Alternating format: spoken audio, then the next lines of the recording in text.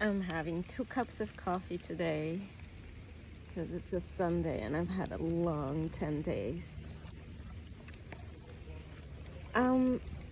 I did a short video today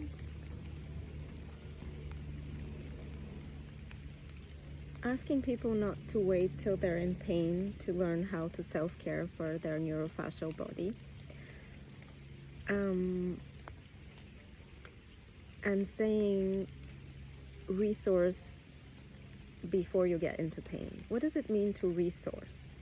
It means practice these tools that we have from somatic practices that reconnect your brain to your body, your central nervous system to your periphery, that help you rebalance your neural core, this thing you have here, not here, not your lower back, where most people negotiate movement through. Because we move into space to get stuff. I move into space to get my coffee. I move into space to kiss someone. I move into space. My body ignites to move into space even if I'm just writing my CV and mailing it out. Because we're programmed to move, we locomote. That's our survival mechanism. Even though we've evolved to be desk-bound creatures now, we still move and our muscles switch on. And that does not happen by training muscles. It happens by stabilizing through our neurofascial body. That's a drop from rain that just went onto my camera. And made me look different. So we stabilize through our neural core, through the grounded core, into the ground so that I could rise up. This is what we do. And there are techniques that help you do that. Because if you're constantly contracting out of desires to do things or either out of stresses that you feel overwhelmed with, to the point where you're contracting, the muscle starts squeezing all the time, it freezes, it dehydrates, it's not being nourished because it's so squeezing, I don't know what the, the tense is, but it's so contracted that it doesn't function, and it's so contracted that it makes the antagonist just give up, and then you become disbalanced, then your gait and posture becomes compromised. Then you start compressing into joints that start to wear off. Then you start pinching into nerves that start to give you pain. Then the inflammation in the body starts to rise. Then your central nervous system starts struggling with anxiety, depression, and things get messy. Don't do that. Practice self-care techniques. It's out there. I teach the Mount Method and yoga. There's people out there, I'm sure, that are teaching other stuff.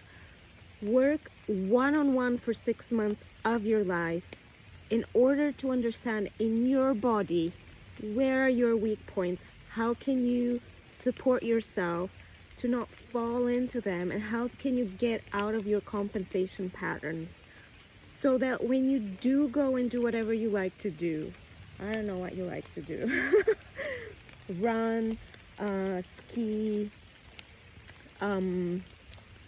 go partying, wear high heels, take care of your child, lift it up 1,000 times a day,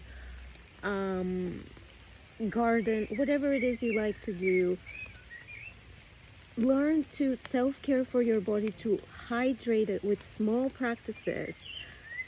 Stabilize your neural core, bring it back to a balance, rebalance your neural core, so that you're not going into dysfunctional compensation. It is that simple, but you need to practice it where you're not in acute pain stage.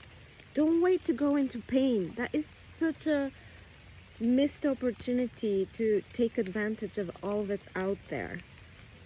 Train while you're well so that there will always be a moment where you go into pain and you can bring yourself back by tapping into something that you've practiced. It takes time to integrate and embody, to drop it into your body, to start to understand your diaphragm, your nervous system, to get to know how your body responds, and to get to feed it sensations of safety so that you can come out of pain much quicker, come out of injury much quicker.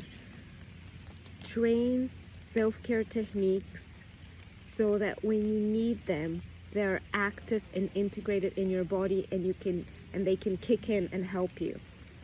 This is how the body heals. Don't wait till inflammation starts deteriorating organs, taking you into chronic pain, which starts to exhaust your mind, your capacity to relate to people. Be nice to yourself. Learn and train with someone. Learn self-care techniques. They're all out there. Somatic practice is the best thing you can do for yourself. I was thinking today, like, why did I have to come to London? Do you think I like this weather? Actually, I do like this weather right now because it's warm, but London has been a hard place for me. But London is a place that exposed me to somatic practice, to the international community of somatic practice. And I met the best people in the world, and I learned things that my body, I've always wanted to know. When I started doing it, I was like, I've always wanted that.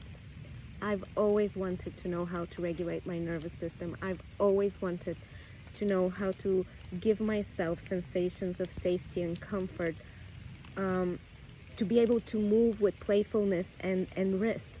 You have to know how to ground and lengthen through the spine.